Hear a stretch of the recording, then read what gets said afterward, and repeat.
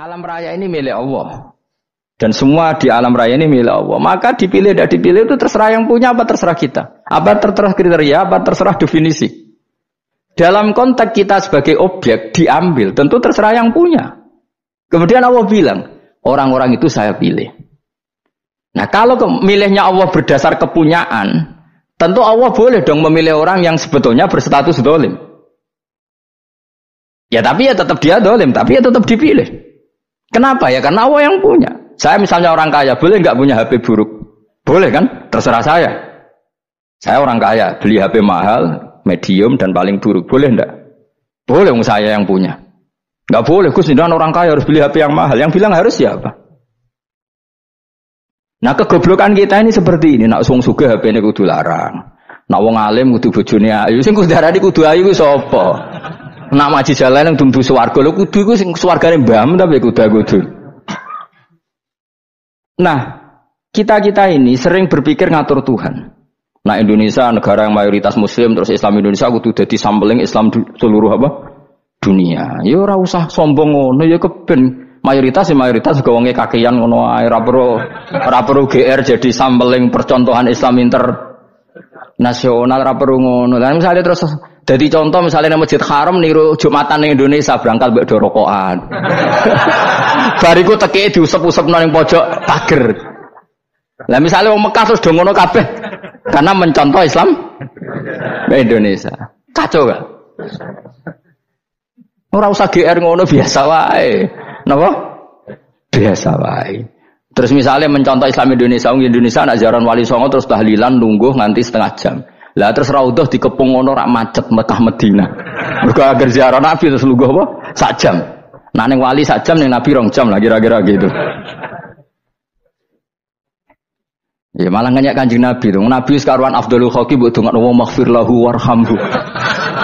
Niku malaikat sak langit misah.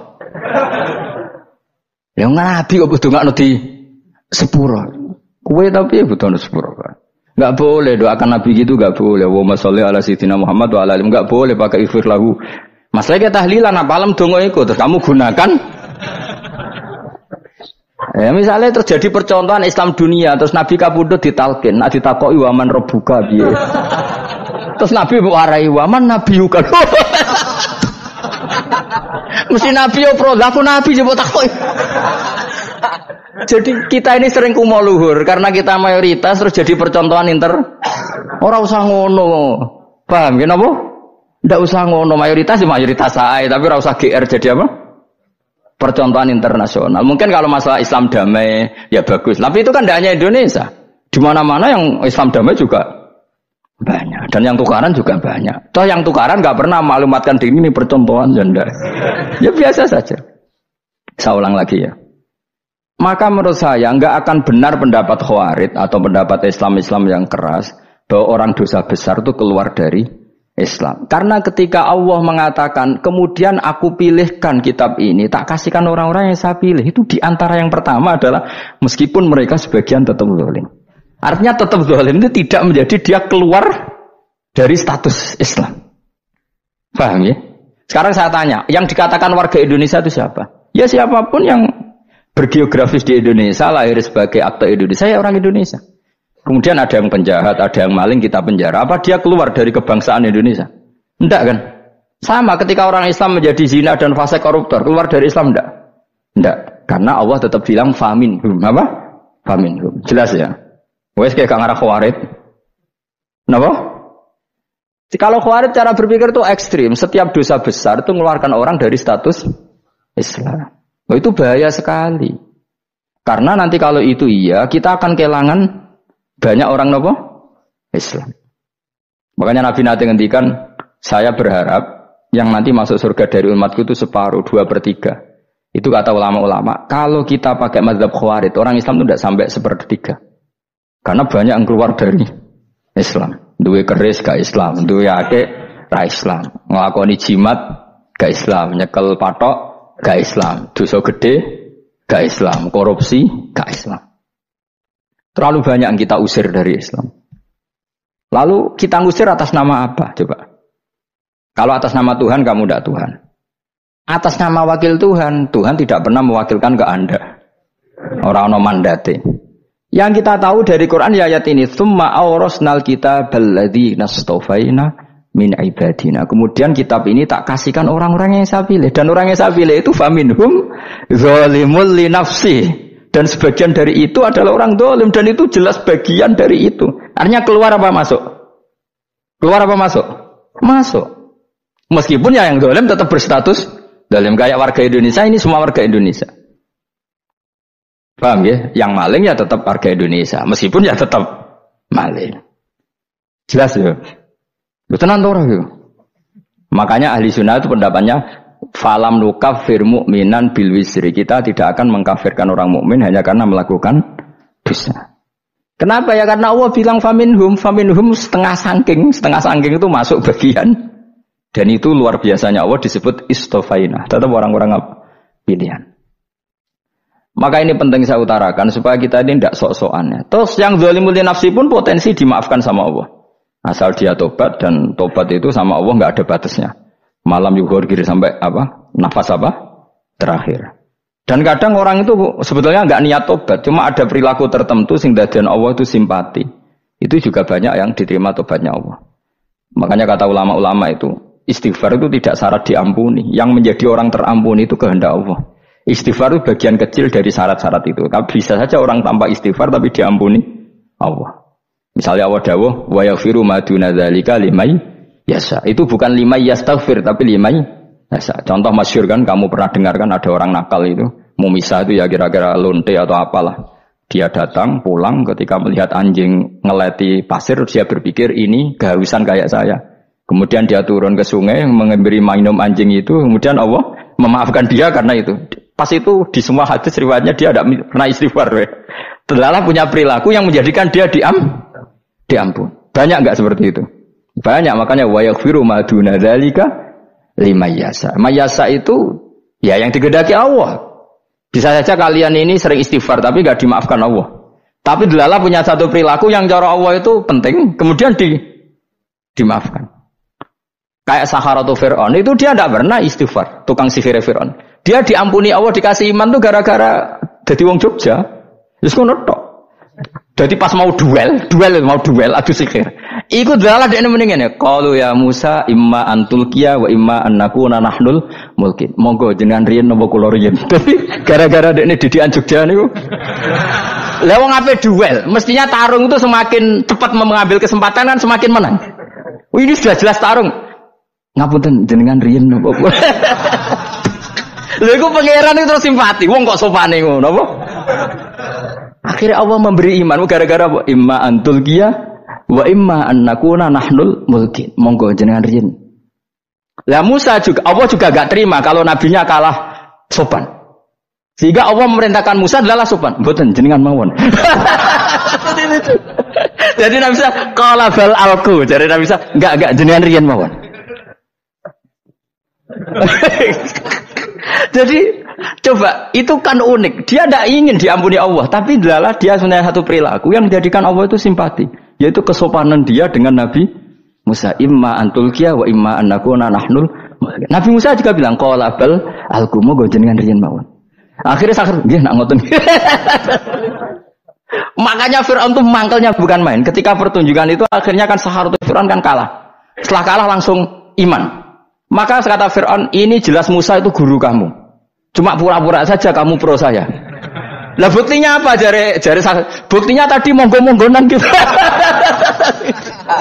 Makanya Fir'aun bilang, innahu lakabirukumul ladzi 'allamakumus sihr. Wah, itu mesti Musa itu gurumu.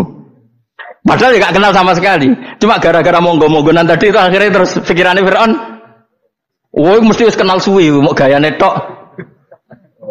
Mergo gara-gara monggo jenengan riyen. Mboten monggo jenengan. Jadi makanya sampean jangan putus asa. Makanya keliru sekali kalau kita bilang diampuni Allah nunggu istighfar. Enggak. Tentu istighfar penting, kita sepakat. Istighfar itu penting, kita sepakat. Tapi itu tidak satu cara-caranya Allah untuk orang bisa diampuni. Nabi misalnya ngendikan ana wa kafilul yatim kahateni fil jannah. Coba. Orang sering istighfar sama kafilul yatim, kira-kira surganya cepat mana? Cepat kafirul yatim meskipun enggak istighfar, boleh istighfar terus tapi medit ra karuan. Tak jamin pun rokok alamatnya medit jelas nih rokok aku roh. Jelas. Al-bakhilu qaribun minan nar, jelas alamatnya deket-deket situ lah, paham ya? Wis jelas as-sakhi qaribun minallah, qaribun minan nas, baidun minan nar. Nah al-bakhil baidun minallah, baidun minal jannah, qaribun minan nar. Jadi wong medhit itu ya deket-deket situ alamatnya sudah jelas deket-deket dengan neraka. Ana wa kafirul yatim kahataini fil. Berapa? Apa semua yang dimaafkan Allah Nabi nyebut syaratnya istighfar? Kebanyakan malah enggak. Orang alim misalnya. Makanya orang alim kalau jarang istighfar kamu enggak usah iri. Orang alim itu mulang tok, itu langit bumi mintakan ampun. Wa innal alima lastaghfiru lahu man fis samawati wa man fil ard hatta khitan fil bahr. Orang alim itu otomatis dimintakan maaf oleh langit dan bumi sampai iwak ning laut. Mulane jendur Gus Pak jarang istighfar. Aku sing istighfar iki akeh sembrono. Langit bumi no. Mulane kula nu jarang istighfar bukan karena saya sombong, memanfaatkan istighfar mereka, no? Dan saya yakin itu lebih mandi timbang istighfar saya. Ngon koman fi samawati nglebokno Jibril, Mikail, orang-orang keren, no? Makhluk-makhluk no? Keren. Saya baru cari hadis yang wa innal muta'allim sing ijek belajar tapi belum ketemu. Nanti kalau ketemu tak kasih tahu apa? Karena hadisnya yang saya baca masih wa innal alim apa? Orang alim jadi agak ketat. Nah, nanti kalau sudah ketemu wa innal muta'allima. Nanti dicari. Tapi pasti palsu kalau ada itu. Karena semua tagnya itu apa? Alim. Atau ya kamu alim dibanding yang di bawahnya. Ya semoga itu masuk apa? Jadi dibanding orang Papua kan harus alim. Saya ulang lagi ya, ini penting sekali. Jadi latihlah jangan punya gerakan takfiri orang lain dianggap kafir, orang lain dianggap kafir karena Allah tidak pernah mengusir hambanya. Meskipun apapun salah dia, kata Allah tetap faminhum. Apa? Faminhum. Hum itu rujuknya ke yang depan. Jadi termasuk orang-orang yang saya pilih adalah faminhum zalimul li nafsi. Tetap dia di arena itu. Nisbatnya Islam ya tetap di area Islam itu. Meskipun yang ya kayak warga Indonesia coba. Warga Indonesia itu siapa? Yang terlahir di Indonesia dan ber-KTP kartu keluarga Indonesia sudah. Nanti tentu yang bajingan tetap bajingan, yang koruptor tetap koruptor. Tapi menjadi warga Indonesia terus keluar dari warga Indonesia. Tetap warga Indonesia. Kira-kira seperti itulah analoginya. Tetap istofaina, tapi tetap berstatus faminhum dalim. Tapi rujuknya kan tetap faminhum ikut setengah sangking alladzina tofaina. Mulane ngaji sing tenanan. Kowe ora usah anut khawarit. Khawarit ku apa ngamukan. Sidik-sidik wong liya salah yo apa-apanan. Loh saya juga mangkel be wong dolim. Semua orang soleh mangkel be wong dolim. Tapi ya dihukum saja. Misalnya dalam Islam ada kisos, ada had, ada hadul qadzaf, hadus sariko. Ya hukuman saja. Tapi hukuman itu tidak bisa menghilangkan status. Ya sama seperti manusia tetap manusia. Meskipun apapun dia ya manusia. Ya tadi misalnya manusia itu siapa? Ya manusia itu ya manusia. Terus kamu bikin orang yang standar ideal manusia adalah yang berperilaku baik, yang enggak pernah salah. Kemudian kalau Zaid itu maling berarti tidak manusia. Terus barangnya apa? Ketek. Tidak bisa. Makanya kembali lagi dinul aja. Kamu bikin definisi manusia itu tidak usah seangkuh itu. Manusia seperti ini manusia ya sudah. Maling ya manusia, orang soleh ya manusia, orang sedengan ya manusia. Lelaki itu apa? Yang punya alat kelamin penis itu lelaki titik sudah. Sehingga nanti warisannya ya dia lelaki. Sholatnya dia bergaya. Kamu tidak usah bilang gini, lelaki adalah yang cakap memimpin, yang maco, yang kuat. Jika kalau tidak seperti itu namanya perempuan. Terus kamu membolehkan yang seperti ini jadi makmumnya perempuan. Imamnya perempuan sing maco. Kacau enggak kalau agama nuruti logika-logika itu? Enggak jawab aja. Kacau. Lalu lucunya sekarang banyak kecerdasan yang mengarah ke sana. Makanya agama ini jadi kacau. Karena sudah ada dinul ajais. Agama ini agama ummi. Ya agama ini agama ummi. Kata Allah huwallazi ba'atsa fil ummiyin. Ummiyin itu lugu itu polos. Jadi kalau orang polos misalnya gini. Ini apa? Kira-kira kalau jawab orang polos ini. Jam. Bagus kan jawab jam. Jam untuk apa? Penunjuk waktu. Ya sudah seperti itu. Tapi kalau orang engkek. Ini itu apa jam? Itu barang murahan. Bulat kan oleh jawab. Ono numpak mobil carry itu apa? Itu black melaku. Yang mobil itu Alphard. Jadi kacau. Enggak boleh agama dibawa ke sana. Apa? Agama di sana dibawa ke sana. Nah itu madzhabnya ahli sunnah apa? Wal jamaah. Ketika Rasulullah ngendikan la yu'minu ahadukum hatta yuhibba li akhi, ora kok diarti ini ora iman. Jika yang menyala itu tidak iman, tidak seperti itu cara mengartikan ahli sunnah wal jamaah. Karena status itu tidak pernah hilang. Yang hilang hanya kesempurnaannya. Paham ya? Kesempurnaan kita jadi manusia hilang karena kita maling, karena jadi koruptor. Tapi tetap kita manusia. Kesempurnaan kita sebagai orang mukmin hilang kalau kita fasik. Tapi kita tetap mukmin. Paham ya? Makanya setiap hadis gitu kata ahli sunnah la yu'minu imanan kamilan. Wis dong ya. Dong. Ya terus alhamdulillah subhanallah. Ya udah alim semalam 22. Malam Lailatul. Aku kadang yang melok goblok aduh. Saya itu sering dididik sama bapak saya, sekumpul wong akeh kudu melok goblok guys. Makanya bapak itu kalau ada orang pidato, bapak kan juga enggak suka pidato juga, tapi ya kerso kadang-kadang, saya pun kadang-kadang kerso. Asal sing utus pernah guru, pernah sepuh kadang kerso. Nah, bapak nak bahas pengajian diomongin balik dari bapak, malah bingung. Ngomong apa wae. Coba kita dengan PD-nya bilang Lailatul Qadar itu 21 sampai berapa? 29. Lailatul Qadar. Warna iki malam Lailatul Qadar. Lalu Lailatul Qadar keren tuh karena apa coba? Karena nuzulul Quran. Lalu nuzulul Quran tanggal 17. Lalu Lailatul Qadar tanggal berapa? Oh, ada nih. Alhamdulillah. Tapi ini jangan jadi keiskalan yang masif itu sudah difitnah itu. Cara Gus Bak, ya cara Gus Bak cara Quran ngawur gitu. Sembrono. Memang aku tidak pendapat tentang Quran dan ayatnya seperti itu. Maka yang benar, Lailatul Qadar itu kata ulama-ulama dulu, orang yang beramal soleh, ya itu sudah anggap saja dapat Lailatul Qadar. Ora usah ndelok esuk-esuk ndelok srengenge blerengen ta ora. Nek ora blerengen berarti untuk Lailatul Qadar. Jan mendung kan blereng iki. Terus bengi angite sayup-sayup. Anggere dini hari ya sayup-sayup blok-blok aneh-aneh wae. Lah nek pikir sego ora, berarti wong laut gak taran untuk Lailatul Qadar, ke segoro kidul langine bianter. Lah nek ning Dieng ya mesti sayup. Mau angin dok gunung wis kesel tadi terus sayup-sayup. Gawe ukuran ojo ngono, gawe ukuran ngono rak wong Dieng luwih ngrasa entuk Lailatul Qadar timbang wong segoro kidul. Ke segoro kidul angine apa? Buanter. Padahal alamate piye? Sayup-sayup. Aneh-aneh. Maksudnya alamat ngono iku ora ngono, maksudnya ayat iku Kanjeng Nabi mbadhawuh ngono, maksudnya ora ngono. Wes dong ya. Ayo Lailatul Qadar tanggal aku seneng wong bodho. Enak urip wis happy no.